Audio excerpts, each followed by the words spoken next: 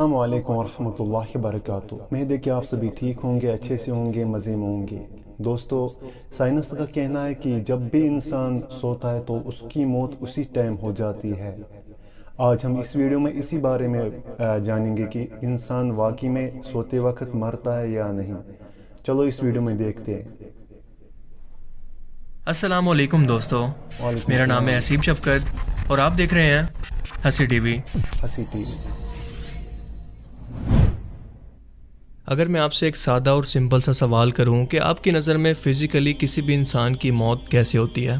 تو یقیناً آپ میں سے زیادہ تر لوگوں کا یہی جواب ہوگا کہ کسی اہم ترین آرگن مثلاً دل، جگر، کڈنی وغیرہ کا اچانک فیل ہو جانا یا جسم کے کسی سسٹم کا کام کرنا بند کر دینا کسی بھی انسان کی چند لمحوں کے اندر موت کی وجہ بن سکتا ہے۔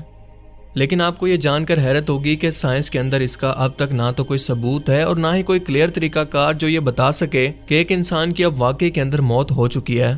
اور یہی وجہ ہے کہ آپ نے اکثر خبروں کے اندر یا اپنے آس پاس ایسے واقعات ضرور سنے ہوں گے اور دیکھے ہوں گے کہ ایک شخص کو ڈاکٹرز نے مردہ ڈکلیئر کر دیا، مگر اس کی تدفین کے وقت یہ مردہ اچانک سے زندہ ہو گیا۔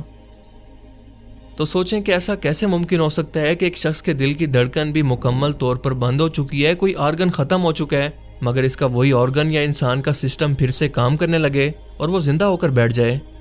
آج کل تو یہ واقعات میڈیا کی وجہ سے پوری دنیا سے اتنا زیادہ رپورٹ ہوتے ہیں کہ بالکل عام سی بات لگنے لگے ہیں، جس سے ایک بات تو کلیئر ہو جاتی ہے کہ میڈیکل سائنس انسانی جسم کی موت کا جو کرائٹیریا یا وضاحت اب تک رکھتی ہے وہ بالکل ٹھیک نہیں ہے، اسے بدلنے کی ضرورت ہے۔ اور سائنسدان اب تک اسے سمجھ نہیں پا رہے۔ مثال کے طور پر لائف سائنس کے اس آرٹیکل کے اندر لکھا ہے کہ جسمانی طور پر زندگی اور موت کے درمیان فرق کرنے کے لیے ایک دھندلی سی لائن موجود ہے جو کہ اس بات کا فیصلہ کرتی ہے کہ انسان واقعے کے اندر مر چکا ہے یا پھر زندہ ہے۔ یہاں پر دھندلی لائن کا لفظ اسی لیے استعمال کیا گیا ہے کہ انسان اب تک اسے سمجھ نہیں پا رہے کہ یہ فرق دراصل ہے کیا یا پھر اصل موت دراصل ہوتی کیسے ہے۔ اس کے علاوہ اسی آرٹیکل کے اندر ایک عورت کے کیس کا حوالہ بھی دیا گیا ہے جسے ہارٹ اٹیک کے بعد مردہ ڈکلیئر کر دیا گیا تھا، مگر وہ زندہ تھی، جو بعد میں مردہ خانے کی ٹھنڈ کی وجہ سے مر گئی۔ ایک اور کیس میں فزیکلی طور پر موت کے بعد زندہ ہونے والی عورت نے 3 مہینے کے بعد ایک بچے کو جنم دیا۔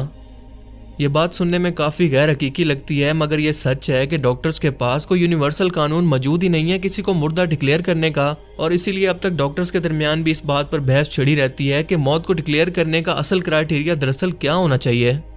زیادہ تر ڈاکٹرز کو لگتا ہے کہ اگر کسی شخص کا دل کام کرنا بند کر دے یا وہ سانس نہ لے رہا ہو تو اسے میڈیکلی طور پر ہم کہہ سکتے ہیں کہ اس کا جسم مر چکا ہے، اور یہی پرانا اور غلط فارمولہ اکثر زندہ شخص کو غلطی سے دفنانے کی وجہ مسلسل بنتا آ رہا ہے۔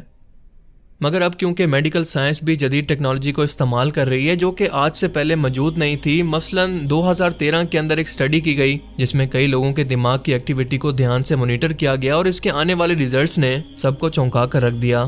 کیونکہ پتہ چلا کہ اگر جسم کا ہر آرگن مثلاً دل، جگر، پھیپھڑے، کڈنی وغیرہ کوئی بھی آرگن فیل ہو جائے مگر دماغ ٹھیک کام کر رہا ہو تو 38 منٹ تک اس جسم کو اگر ٹھیک کر لیا جائے تو وہ شخص زندہ ہو سکتا ہے۔